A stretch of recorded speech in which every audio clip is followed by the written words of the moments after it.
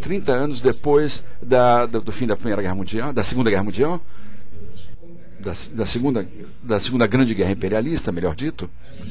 Ao final desse período, tinha aberto aquilo que foi uma grande transformação. Uma transformação a qual caracteriza o mundo no qual vivemos hoje. O que aconteceu? Aconteceu que o capitalismo, incapaz de sustentar a sua própria hegemonia e as formas pelas quais, entre o XIX e a primeira metade do século XX, ele tinha se configurado, ou seja, como um sistema industrial avançado, como um sistema colonial afirmado e como capacidade de confronto hegemônico entre diferentes potências capitalísticas, esse capitalismo reconhece então que a resistência colonial, sobretudo, mas depois sobre a resistência dos operários nas grandes fábricas do planeta, mas especialmente no hemisfério norte, o sul e o norte, unidos na luta, por assim dizer, impedem que esse domínio, essa hegemonia capitalista continue a funcionar. A democracia capitalista está em crise enquanto à impossibilidade de se reproduzir no interior das condições normais nas quais ele se configurou. E é nesse momento que, numa circunstância muito especial, na qual as lutas dos operários, dos proletários, por um lado, e a imaginação capitalista e a ciência capitalista da transformação, é uma relação que se estabelece, se modifica em termos de reproduzir em termos fundamentais. Os operários eram potentes nas fábricas, tinham poder na luta. Sua insistência sobre os salários, sobre as condições de reprodução da produção, eram fundamentais, essa pressão. No interior dessas lutas tinham se construído instituições do comum operário. Vejam bem, estou falando aqui num país onde o sindicalismo poderoso, que depois se expressou no ABC de São Paulo, até a constituição do Partido dos Trabalhadores, foi um dos momentos mais exemplares de lutas que se desenvolveram no mundo inteiro. O que eram essas instituições autônomas operárias? Eram instituições que exerciam, que produziam normas que tinham a ver com salários, acima de tudo, as formas pelas quais se trabalhava, que tinham a ver, por consequência, o salário diferenciado, ou seja, as regras da vida social. Havia essa continuidade entre a luta operária e a luta social, que era uma continuidade forte, insustentável. O exemplo clássico é o exemplo do Brasil. Intratável, não derrotável, mesmo por uma ditadura militar. Vejam bem, esses são episódios formidáveis que, no hemisfério norte, determinaram modificações substanciais e profundíssimas. A impossibilidade de manter regimes industriais tal como havia se determinado.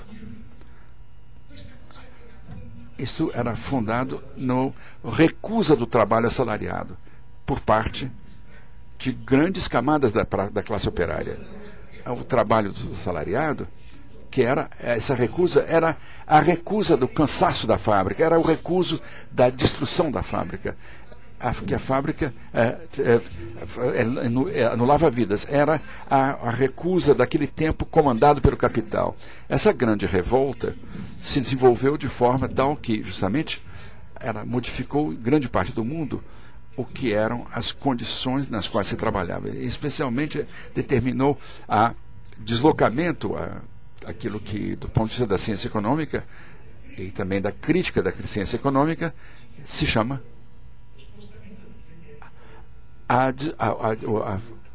o deslocamento dos critérios de valor. Enquanto que o valor era valorizado, era colocado nas mãos do capital, fundamentalmente, no usufruto, na extração de valor do trabalho dos operários. O capital estende cada vez mais a sua capacidade de extrair valor a partir do conhecimento. Cada vez mais o capital desenvolve a sua forma de produção, sua forma de domínio em direção dos espaços do conhecimento. Essa passagem do capital industrial ao capital cognitivo, que se realiza nos países mais envolvidos, no hemisfério norte, mas para se estabelecer como critério de valorização, seja onde for no mundo, esse tipo de processo ocorre, fundamentalmente, na segunda metade do século XX. É esse período que é caracterizado como um ponto extremo das lutas que vão de 68 até ao longo de todos os anos 70, é nesse período que se verifica essa grande transformação, caracterizada por lutas operárias profundas e transformada de uma iniciativa capitalista, a qual justamente se desenvolve, constrói o capital cognitivo, forma o usufruto que tem a ver com o saber. Transformações se passa um ponto na forma de trabalhar dentro da fábrica, a forma de trabalhar, de construir a valorização em toda a sociedade. As metrópoles tornam-se elementos fundamentais de regrupamento de serviços e formas de usufruto aumentado. Intervém, então, a determinar a nível social uma conexão de todas as capacidades de trabalho cognitivas. Elas intervêm, os grandes instrumentos eletrônicos de informação generalizada, informatizados. A fábrica se automatiza e o social se informatiza.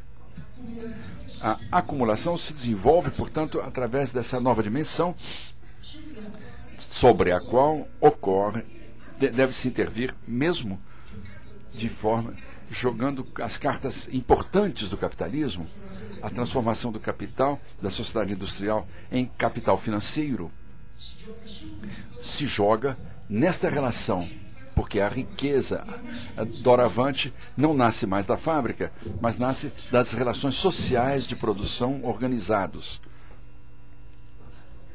Um outro fenômeno enorme que se verifica nessa época, o fato que, justamente, como nas fábricas, como é necessário avançar, adiantar capitais para pagar os operários no final do mês, se avança esse capital, o qual volta no final do mês. E assim, o capital financeiro não é nada mais do que isso.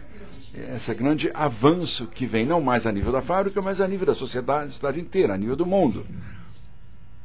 Porque o outro grande fenômeno contra o qual nós enfrentamos é o fato de que o capital cognitivo, o capital do saber, que começa a opor a sua hegemonia sobre a valorização geral, ele começa a se expandir. Ele não é mais algo que possa ser limitado. As formas de comunicação são as formas de comunicação universal. Universal porque o capital escapa, ele corre. Ele é líquido. O capital é feito assim. É a riqueza que corre. A moeda é isso. São mercadorias permanentemente trocáveis. E quando se assume que esse é o nível da valorização, o capital financeiro torna-se a forma do usufruto, a forma clássica do usufruto, mas da exploração que tem razões, que assume razões e formas da produção.